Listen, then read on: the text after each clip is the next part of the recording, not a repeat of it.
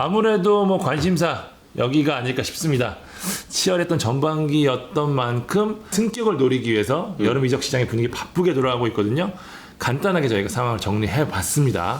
먼저 김천부터 하겠습니다. 앞서 언급했지만 늘 시즌 중에 전역자가 발생하면서 시즌 말미에 저혈이 급감하는 그런 현상이 있었는데 올해는 11월 말에 주력 11명이 제대를 합니다. 그래서 그런 리스크를 짊어질 필요가 없다. 11명은 뒤에 나오는 선수들이고요. 여기에 신병 12명을 새롭게 받았습니다. 고승범, 박지수, 송주훈, 한찬희, 문지현 들어보신 이름들이 많습니다. 지난달 말에 이미 합류를 했어요. 그래서 훈련소 일정 원래 한 달 찍고 이제 본 부대로 가잖아요. 그래서 몸이 약간 망가진 상태로 다시 몸을 끌어올리는 그런 과정을 거치는데 훈련소 일정을 12월 이후로 미뤘습니다. 일주일만 훈련하고 왔어요. 네, 일주일 훈련하고 왔으니까 이제 바로 감독이 원한다면 바로 콜을 해서 뛸 수 있는 그런 상태. 지금 오세훈, 문선민, 권경은, 안태현 등이 제대를 했지만 마이너스보단 플러스 요인이 더 큰 김천이라고 할 수 있습니다. 다음은 안양인데요. 안양은 일찌감치 부족한 자리를 메웠습니다. 성남에서 박태준을 임대로 데려왔는데 이유영 감독이 오랜 시간 호시탐탐 노리던 선수로 알려졌습니다. 일단 22세 규정에 적용이 됩니다. 근데 22세 떼고도 주전 경쟁할 만한 실력을 지녔다. 이런 평가를 내렸고 공미, 중미, 수미 다 되는 자원인데 지난 두 경기에선 맹성웅의 중앙 파트너로 바로 기용을 했습니다. 이 자리를 굉장히 안양이 공을 들이면서 네. 정혁 선수도 노렸었다는 말씀 드리도록 하겠습니다. 네, 거기에 든든한 중원 자원인데도 언급한 대로 22세 카드이기도 합니다. 그전에는 22세 규정을 활용하기 위해서 최민서 또는 김준섭을 짧은 시간 투입하고 전반 20분에 김경중을 바꾼다거나 그런 그 패턴을 유지를 했는데 박태준이 투입되고 나서 김경중이 처음으로 풀타임 뛰었다고 합니다. 이 효과도 무시 못해요. 그렇죠. 네, 김경중 같은 선수들은 90분 뛰고 싶어하는 선수이기 때문에 그런 효과가 나타나고 있고요. 지금 안양이 부상자도 대부분 돌아와서 딱히 부족한 포지션은 없다는 그런 평가가 나오고 있습니다. 전남 그야말로 영끌을 했다 이렇게 좀 표현하고 싶은데 수비수 최호정, 공격형 미드필더 이석현, 윙어 김병호 이미 다 발표가 났죠. 사실 뭐 큰 이적료가 든 것은 아니지만 지금 전남의 재정 상황을 보면 이 정도만으로도 꽤 무리를 했다고 봐야 될 것 같거든요. 정경준 감독 제가 계속해서 연락하고 뭐 자주 뵙는데 그때 그랬었어요. 그래도 좀 숫자가 어느 정도 있어야지 내가 만들기라도 할 거 아니냐. 제발 선수 좀 데려와 달라고 했는데 구단에서도 어쨌든 그 부탁을 들어줬고요. 최우선 카드가 뭐였냐? 수비 그리고 에이스 김현욱과 경쟁 구도라들 공격형 미드필더였거든요. 그 자리 채웠습니다. 수비는 뭐 경험 많은 최호정 선수를 데려왔고요. 공격형 미드필더 자리가 굉장히 관건이었는데 당초 1순위는 누구였냐? 류승우 그리고 마사 선수였습니다. 근데 경쟁이 붙으면서 좀 쉽지 않은 상황이 됐고요. 이석현에게 승부를 걸면서 영입을 했습니다. 정경준 감독 이후로 통화를 했는데 저희가 이제 대표팀 코치에 있었을 때 많이 봤던 선수다. 뭐 8번도 할 수 있고 10번도 할 수 있는 선수이기 때문에 뭐 전술적으로 많은 변화를 줄 수 있을 것 같다 이야기했고요. 김병호는 지금 전남 공격진에 없는 유형이라는 면에서 픽을 했다고 합니다. 아주 만족스러운 영입이라고 하긴 어렵지만 어쨌든 가능한 범위에서 최선을 다했고 무엇보다 가용 인원 지금 상황에서 이제 22명 이상이 됐기 때문에 자체 연습 경기도 이제 가능하다고 해요. 그런 면에서 정경준 감독도 나름 만족하고 있습니다. 그 전에는 안 됐다는. 뭐 쉽지 않은 상황이었다고 합니다. 전남 팬분들은 그런 거 좀 이해해 주셨으면 좋겠어요 지금. 대전은 예상보다 좀 조용한 여름 보내고 있습니다. 에디뉴를 보낸 자리에 마사를 데려온 게 올 여름 가장 큰 딜이 될 것 같고요. 마사는 아쉽게도 데뷔전에서 좋은 모습 보이고 있다가 부상으로 6주 정도 경기에 나설 수 없는 상황이 됐습니다. 현재 알리바이프 선수도 지금 자가격리 중이기 때문에 이 두 선수의 이탈 이민성 감독이 굉장히 고민이 될 것 같고요. 사실 대전의 올 여름 최고의 고민은 뭐였냐? 바이오의 거치였습니다. 잔류로 결정이 났습니다. 일단 코로나 정부에서 새로운 선수를 뽑기 힘들다는 이유가 첫 번째고 아직 기대할 부분이 남아있다가 두 번째입니다. 주군나사나 지금 바이오를 믿기로 했고요. 여기에 민준영이 지금 가세를 하긴 했지만 대전은 측면 자원을 한 명 정도 추가로 원할 수 있거든요.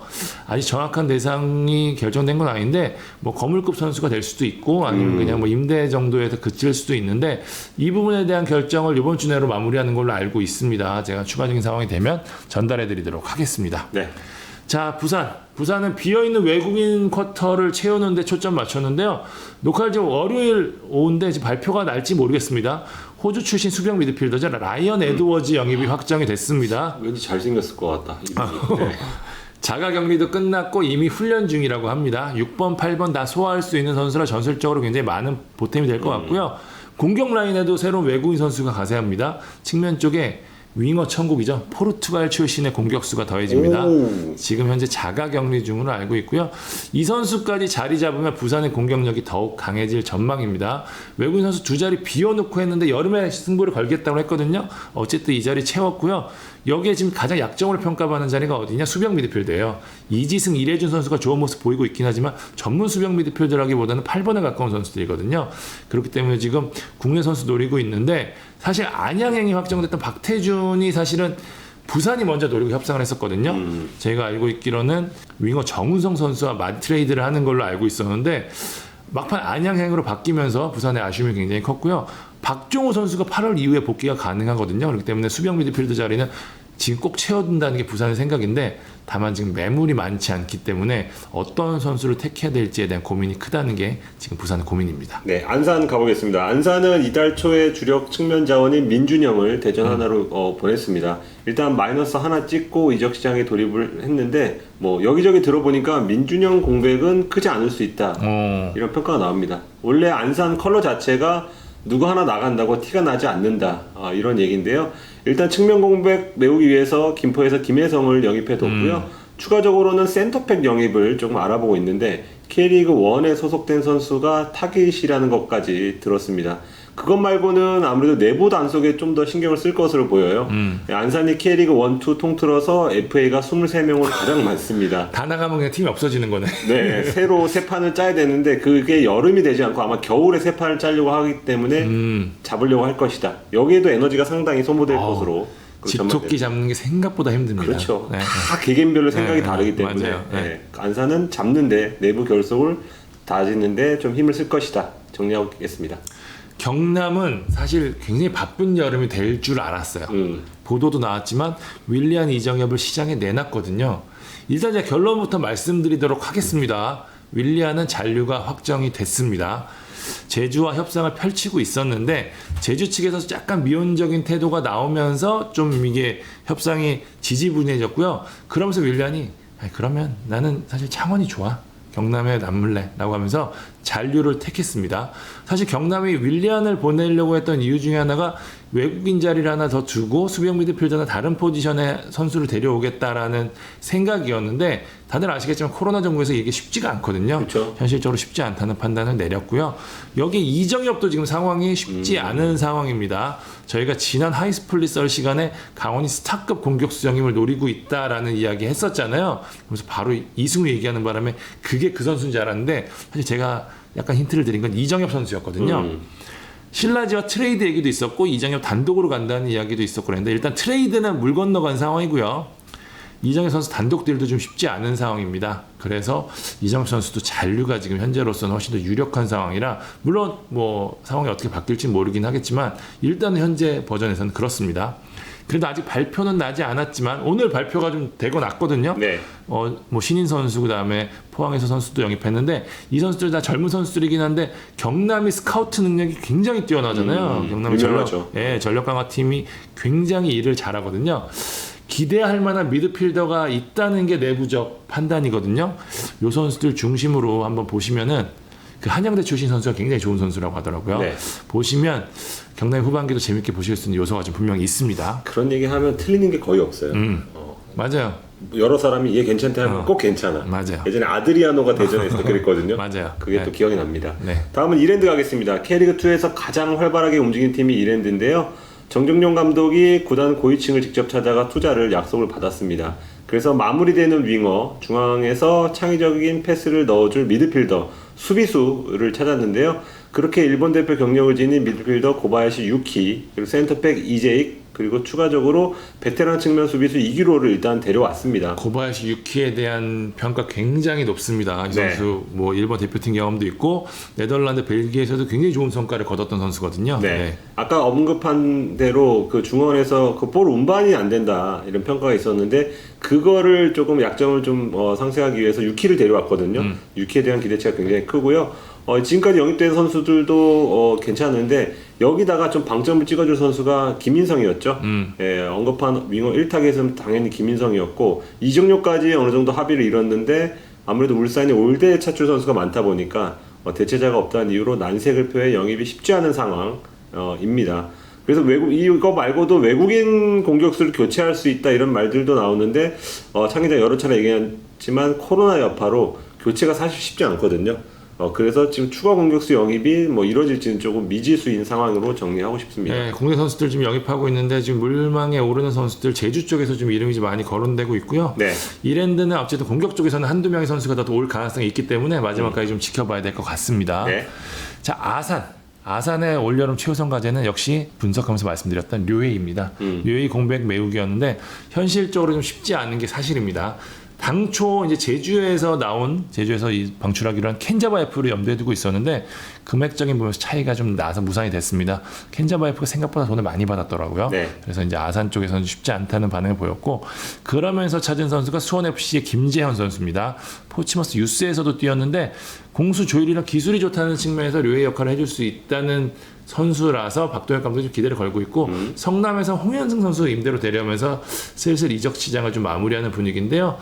아무래도 좀 예산적인 부분이 워낙 크기 때문에 데려와도 임대로 한두 선수를 더하는데 그칠 것 같습니다. 네, 부천도 상황 크게 다르지 않습니다. 일단 최철원, 김강산, 안태현이 부산전 통해서 복귀전 치렀잖아요. 네. 이들 3명이 들어온 뒤에 무게감이 확실히 다르다 이런 평가가 있었고요. 그래서 추가적으로 영입할 것 같지 않아 보이는 그런 상황인데요. 특히 안태현의 경우에는 붙잡은 것만으로도 영입 효과라고 이런 평가가 합니다. 잘하더라고요. 네, 잘하죠. 네. 김천에서 완전히 실력을 키운 선수라고도 좀 분류가 될 수 있는데 김천에서 잘해서 이제 대구부터 제주, 성남까지 세 팀이 손을 내밀었습니다. 그래서 3억 전후 이적료까지 제시한 걸로 좀 알고 있는데요. 하지만 일단 부천에 남게 되면서 일단 이번 여름 이적 시장에서 이적은 불가능해졌다. 마지막까지 안태현 선수에 대한 얘기 많았었는데 어제 게임 뛰면서 사실상 끝나버립니다. 그쵸. 한 시즌에 2팀 이상 등록이 불가능하거든요. 김천에 있었고 지금 부천에서 경기를 뛰었기 때문에 안태현 선수는 올 여름 이적장에서는 죽어도 떠날 수가 없는 상황이 되면서 네. 대구, 제주, 성남도 이제는 만세를 부른 상황. 그렇죠. 네. 그 밖에 부천은 포항에서 미드필더 최재영을 일단 영입을 했습니다. 자, 마지막으로 제가 숨가쁘게 전반기 결산, 그다음에 여름 이적 시장까지 저희가 짚어봤는데요. 후반기 전망 좀 해보도록 하겠습니다. 그러면 뭐 자연스럽게 승격 구도도 좀 예상을 할 수 있겠죠. 네. 제가 앞서서 언급한 대로 격차가 점점 벌어질 것으로 저는 예상을 합니다. 네. 김천이 기세가 워낙 좋기도 한데 스쿼드도 두텁잖아요. 그 어느 팀보다 빡세게 뛰는데 골까지 쫙쫙 넣어주는 뭔가 비교를 하자면 독일의 바이에른 뮌헨 같은 그런 그 느낌을 좀 주는데 이를 감당할 팀이 많지 않다고 봅니다.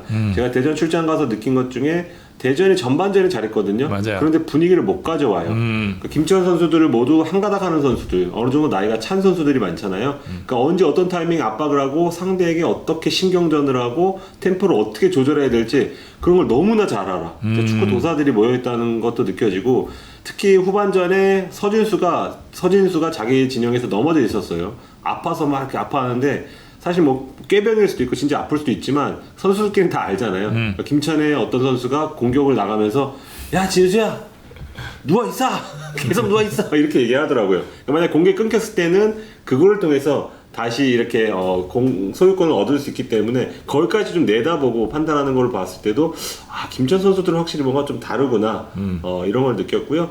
지금 무엇보다도 지금 박동진이 선발로 나오고 있는데 백업이 조규성, 오영규예요. 예, 언제든지 득점을 터칠 수 있는 선수들도 백업이 있다는 점이 차이를 만들어주고 있고 여기 행운도 좀 따라주고 있습니다. 뭐 행운이라고 표현하기 좀 그렇지만 안양의 조나탄 모야랑 닐슨 주니어가 지금 코로나19 밀접 접촉자로 분류되면서 자가격리를 돌입을 했습니다. 그래서 2경기에 결장을 하거든요. 그런 면에서는 다음 경기가 바로 안양이란 말이에요. 그래서 이 타격이 좀 있을 것 같고 여기 부산은 또 부천과 비겼습니다. 부천이 부산과 비겨준 거죠. 그러면서 차이를 좀 벌릴 수 있는 그런 환경이 됐고 대전은 반전을 하기 위해서 더 큰 노력이 필요해 보이고요. 이제부터는 김천이 달리고 그 뒤를 안양과 전남이 처지지 않고 쫓아가는 싸움으로 전개될 조짐을 저는 좀 예상을 하고 전력이 좋은 팀이 그래도 좀 반전할 가능성이 좀 있다고 본다면 경남과 그리고 이랜드가 반전할 가능성은 조금 염두에 둬야 될 것 같다고 저는 전망을 하고 싶습니다. 승격은 누구? 플레이오프 누구? 한번 예상해 보죠. 승격은 김천이고 2위 자리는 2위는 안양하겠습니다. 아니야? 네. 밑에는 두 팀도 해줘야죠. 전남 하나 들어가야 되고요. 네. 네 번째가 진짜 어렵네. 어려워요. 저도 되게 고민했었어요. 대전, 경남, 이랜드 중에 한 팀일 것 같은 느낌인데 저는 이랜드로 하겠습니다. 우와. 몰라. 네. 제가 이랜드를 지금 공부를 했기 때문에 이랜드로 하겠습니다. 사실 저도 좀 취재차 이야기를 많이 하면서 관계자들 다 얘기하더라고요. 야, 김천 올라가겠지 뭐 사실상 승격 아니야? 라고 얘기하더라고요.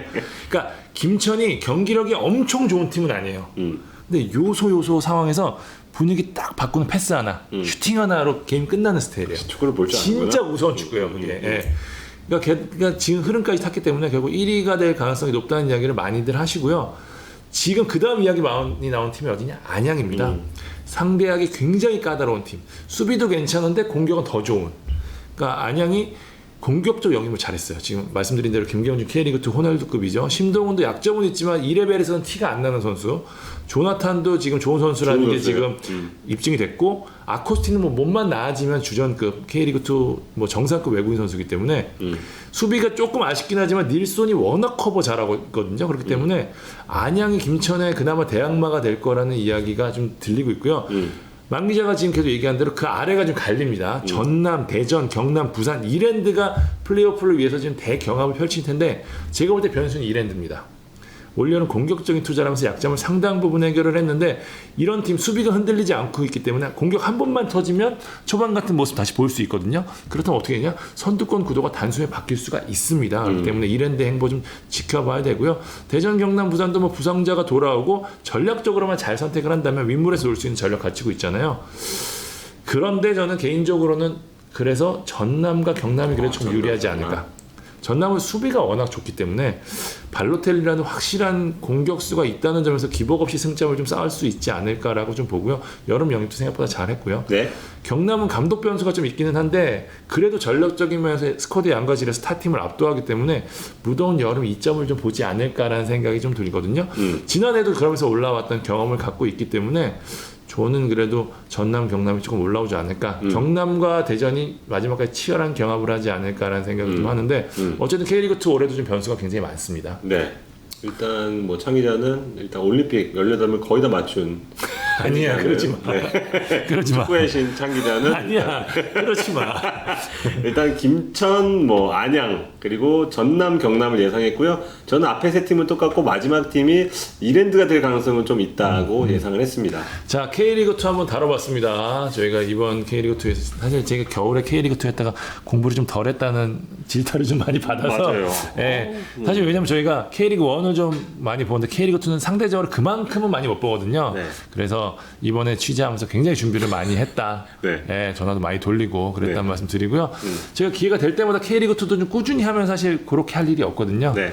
될 수 있는 대로 할 수 있도록 좀 노력을 하고 계속 K리그2도 이야기하는 볼만점 되겠습니다. 지금까지 볼만찬 기자들이었습니다. 감사합니다.